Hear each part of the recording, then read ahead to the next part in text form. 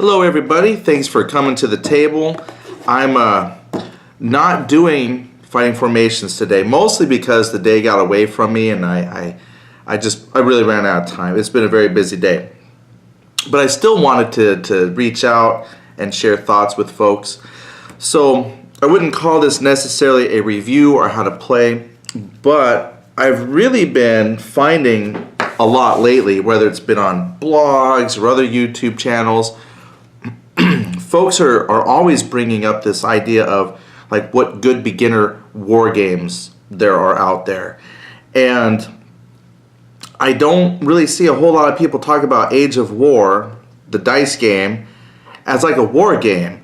And I thought, you know what, why don't I share this out a little bit, talk about it, maybe see what other people think, and maybe possibly introduce you to something that could be a really neat introductory war game. So I thought this would be my time to share that. I'm going to adjust the camera height just a little bit and pull some components out and we'll talk about the game. So just one moment. I think that will work better. Age of War is a 2 to 6 player game. This is by I keep calling it Final Fantasy, but Fantasy Flight Games. It's a Reiner, I can't ever say his name right, Reiner Knizia. He does a lot of really cool games. And I don't know if this game was ever published like outside of Fantasy Flight Games and then brought to Fantasy Flight Games, or if this went straight to Fantasy Flight Games. But it's a really small box game. And I like it because when I saw the back, you know, it had cards and dice. And I'll be quite honest, I really didn't know what to expect from this. I picked it up because my son and I had been playing Zombie Dice by Steve Jackson Games, and I had kind of gotten used to the idea of the pressure luck kind of dice game, and I thought, well, that kind of looks like what this is. So it's a time of war and strife in feudal Japan. The line of emperors has grown weak, and petty warlords openly attack and pillage the neighboring clans. With each battle, the clans drift further apart, and unification is but a distant memory in the hearts of the people.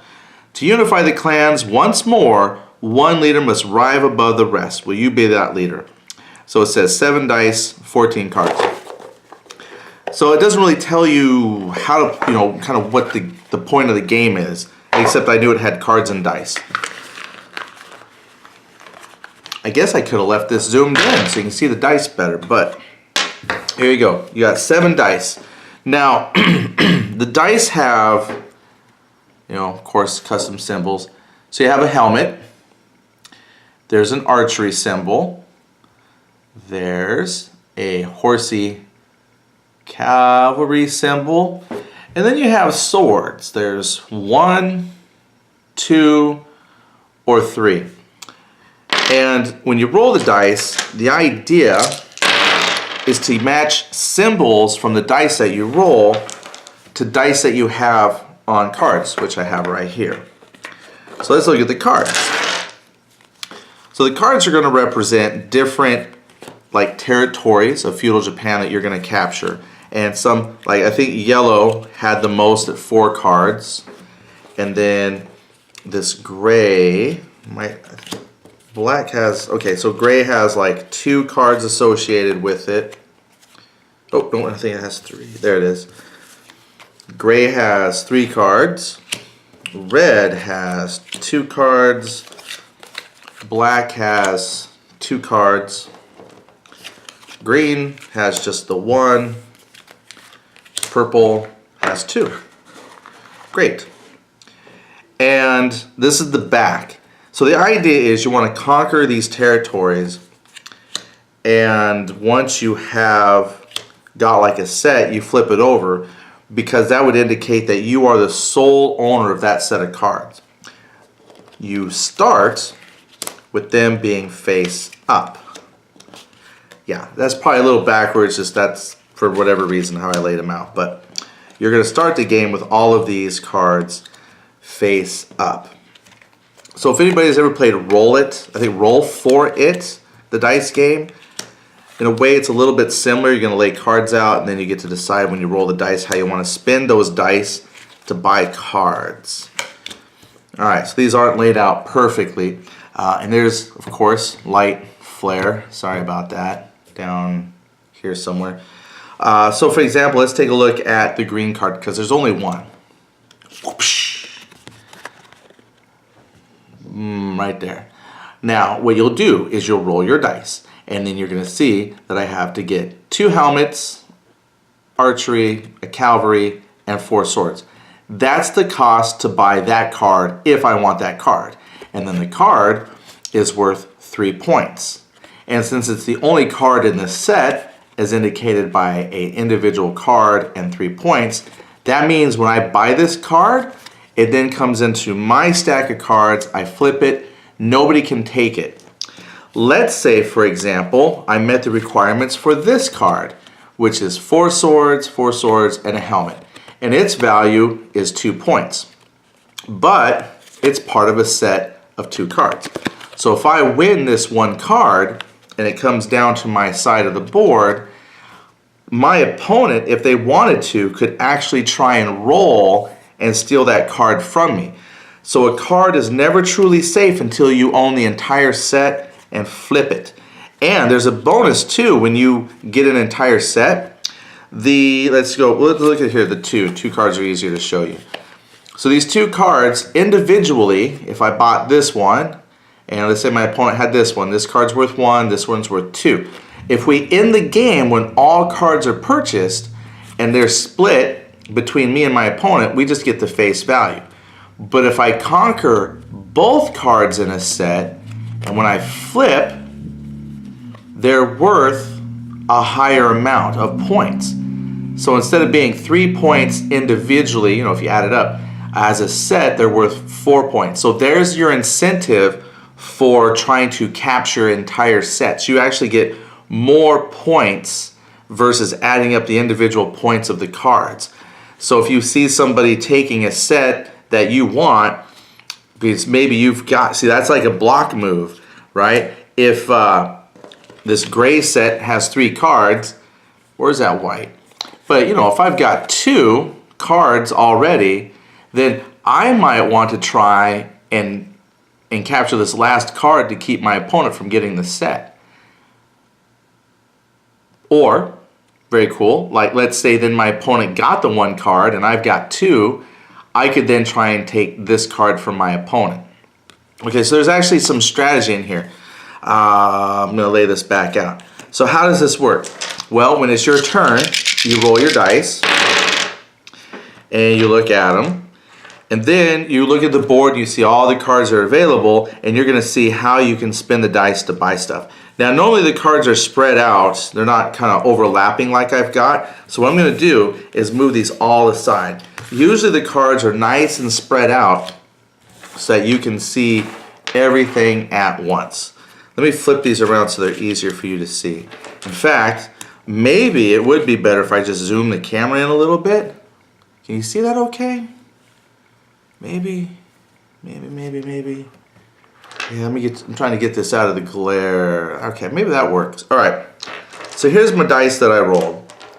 Now, what you do is on your roll, you buy 1 line at a time. So you don't try to get all the symbols on 1 roll. So for example, on 1 roll of the dice, I need to get an archer, 2 horses, or 5 swords. So when I look at what I have, I've got 2 horses here. Well, I've got 2 horses.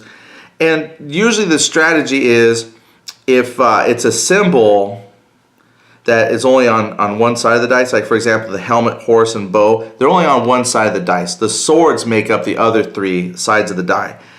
So horses and bows are kind of hard to get. Well, since my roll had 2 horses, I'm going to go for this card, and I'm going to go ahead and get the 2 horses column there, or row.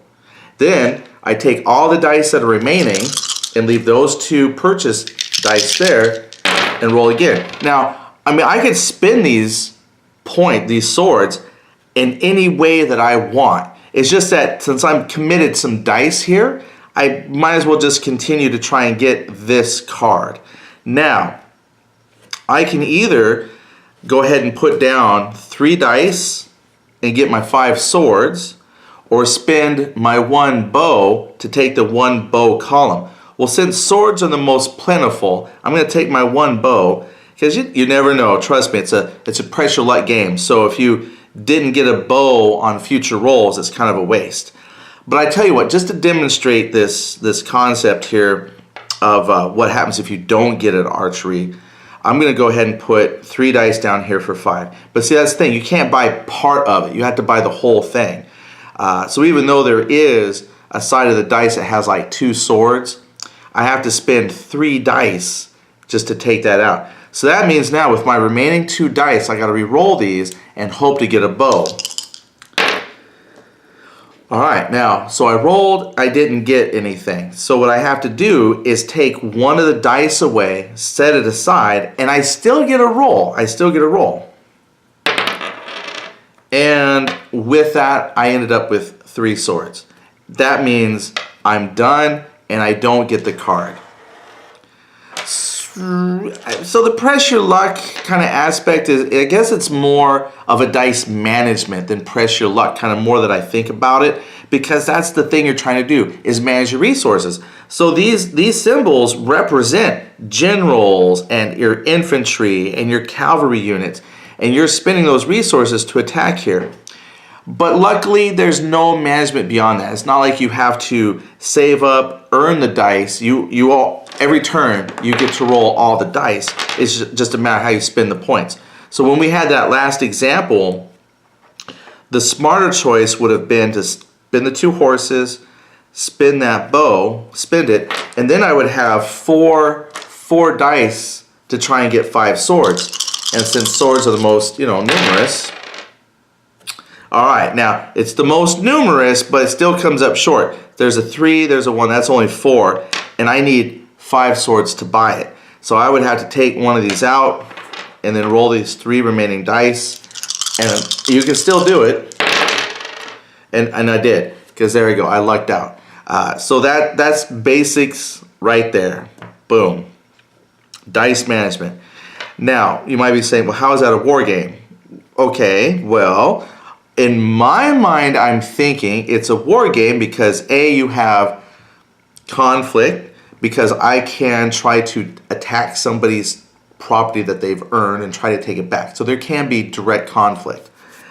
There's also the management of your resources, which is what you get in a war game, right? You have your counters, your units, and you're trying to manage where they go and how they act and how they perform. And there's a combat system. The combat system is you're attacking that land, but it's a dice-driven game.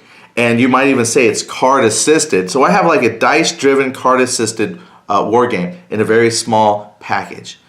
Okay, yeah, that might be stretching then the term of war game. This might be, I guess, to be fair, more of a board game, but I thought I would share this kind of out there as an idea of getting folks into, that gateway.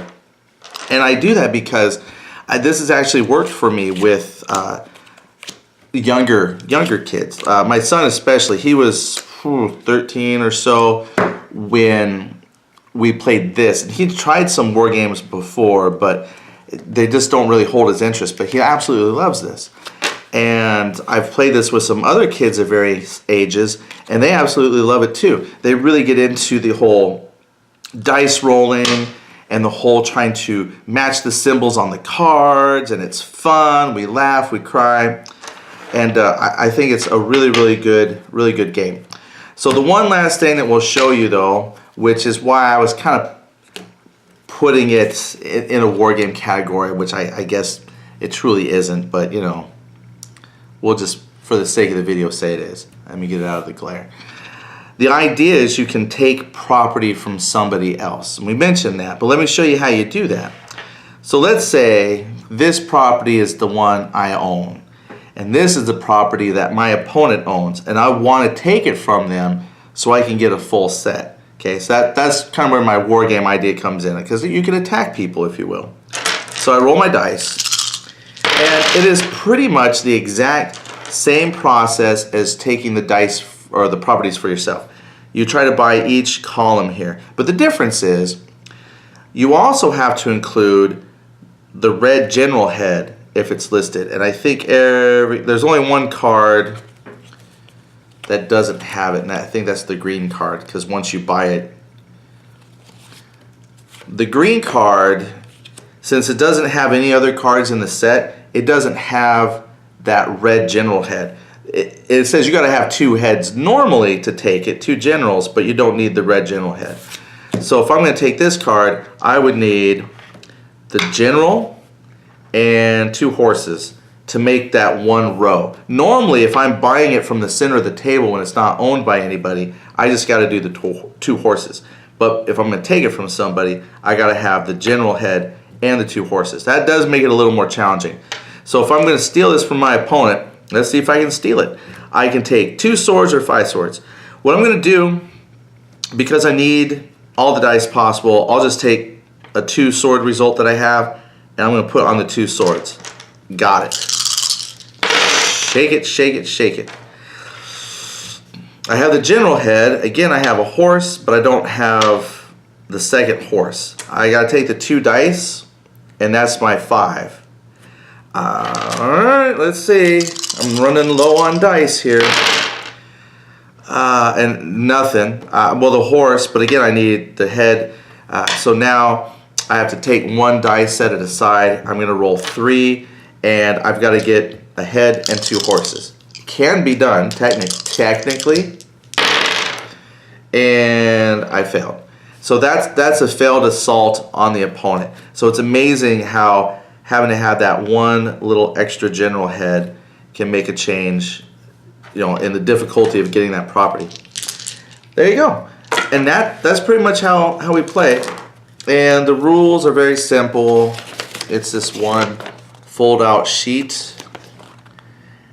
And I think, unless there's some special rules or something we've missed, I'm pretty sure we've got that. Castle cards belong to various clans is indicated when the player has conquered all the castles that belong to a clan. He has conquered that clan, flips those cards. Yeah, I think we're good. The battle lines and whatnot. And that's the gist of the game. Basically, then at that point, once all the cards have been captured from the open area in the middle of the table, then the game ends. You count up your points and you catch the victor. Or determine a victor, not catch him necessarily. And I've played this with, let's see, myself, my son, and I think two other kids. So it's 4. It says it holds up to 6 players just fine. And I had to agree. It's just that the games really don't go much quicker because you still have to roll and you still have to conquer all the properties. So it's very good. It's just obviously your point totals will be less because everybody's going to end up with a couple properties. But I think, I have no problems believing that this game would support 6 players just fine. It did 4 players wonderfully when we did it. So if you're not familiar with this game, this is actually a really good take it to the restaurant game. That's something my son and I do. Every once in a while we'll go out. So we'll hit our local Euro shop, we grab a table, and we play this while we wait and while we eat. And it doesn't take much room and it's fantastic. So I just thought I'd share that with you. And if you played it, let me know what you think. And tomorrow, because it is Mother's Day, I won't be filming anything. Not that anybody's really looking forward to that, but it'll probably be Monday, Tuesday then when I really sit down to play some fighting formations. And for all the mothers out there watching this, happy Mother's Day.